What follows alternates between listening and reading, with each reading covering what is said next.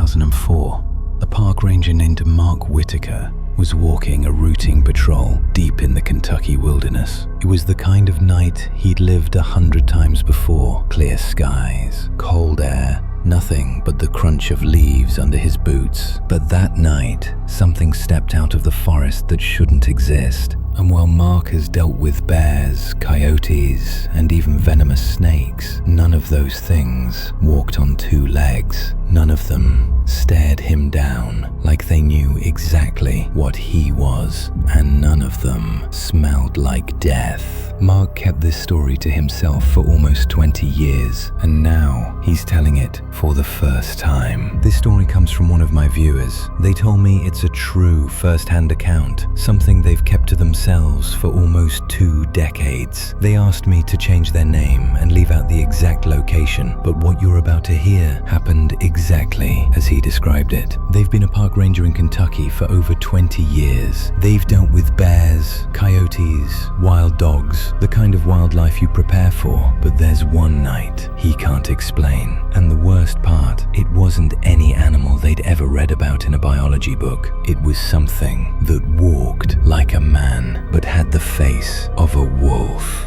This video contains scenes that some viewers may find disturbing. Viewer discretion is strongly advised. Mark Whitaker grew up in rural Kentucky, about 30 miles from the nearest small town. His dad was a logger. His mum worked part-time at a farm feed store. From the time he could walk, Mark was in the woods fishing, hunting, or just exploring. By high school, he was the kid who could track a deer through 3 inches of fresh snow, or tell you what kind of animal left a print just by the shape of it. After graduating, he worked as a guide for hunting trips, then joined the National Park Service. Over the years, he built a reputation as the guy you called when something weird happened in the backcountry.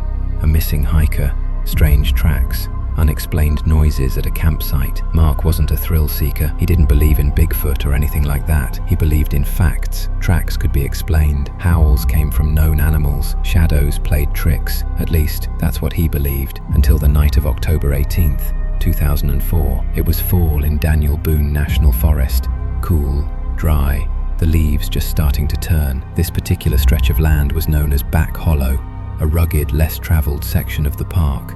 The kind of place only hunters, locals, and rangers like Mark ever set foot in. That evening, his job was simple: walk the old gravel access road and make sure no one was camping in restricted areas before hunting season. The sun had set just after 6:30, and by the time he left his truck and started walking, the forest had swallowed the last of the light. Mark remembers the sound of his boots on the leaf-covered ground, muffled, steady. The air was cold enough to sting his nose when he breathed in. Moonlight spilled in thin silver lines through the branches, just enough to give shape to the dark. Out here, once you shut your truck door, you were in it. No road noise, no cabin lights in the distance, just the forest. Halfway through his loop, Mark smelled it. Strong, musky, like a wet dog rolled in something dead. He stopped, listened. No owls, no insects, no rustle of squirrels, just a heavy, unnatural silence. Mark swept his flashlight through the trees. No eye shine, no movement. Then, from somewhere off to his right, came a sound he'd never forget. A low, chest-deep growl. It wasn't a black bear rumble. It wasn't the sharp yip of a coyote. This was heavier, like it came from something with lungs the size of a keg. Mark called out, thinking it might be a lost hunting dog. No answer, but the brush ahead shifted, slow, deliberate. Something was pacing him just inside the tree line. Mark kept walking, slower now. His left hand stayed tight on his flashlight. His right hovered near the strap of his radio. 30 yards ahead, just past the edge of his beam, he saw it, or at least part of it. Something crouched low behind a moss-covered log, too broad to be a man, too tall to be a deer. Then its head rose slowly, just enough for the light to catch a pair of amber eyes. Mark froze. The eyes didn't blink. Then, in one smooth motion, it stood up. It wasn't a man, Mark told me, and it wasn't a wolf. It was both. It stood well over 6.5 feet, broad-shouldered, its frame covered in coarse dark fur. The head was pure canine, long muzzle, upright ears that twitched toward him. Its arms were too long for a human, ending in clawed hands, not paws. The teeth, He swears they look like they could snap a branch in half. It stepped around the log and began walking toward him on two legs. Mark's flashlight trembled in his grip. His training told him to go for his sidearm, but his instinct screamed, "Don't move fast." The thing's pace was slow, unhurried, like it knew there was no reason to rush. Halfway between them, it stopped, tilted its head, studying him like prey. Then it opened its mouth and howled. It wasn't a coyote's sharp yip. It wasn't a wolf's long, mournful call. It was deeper, slower, and there was something human in it. Mark swears he felt it in his chest. Mark started backing up.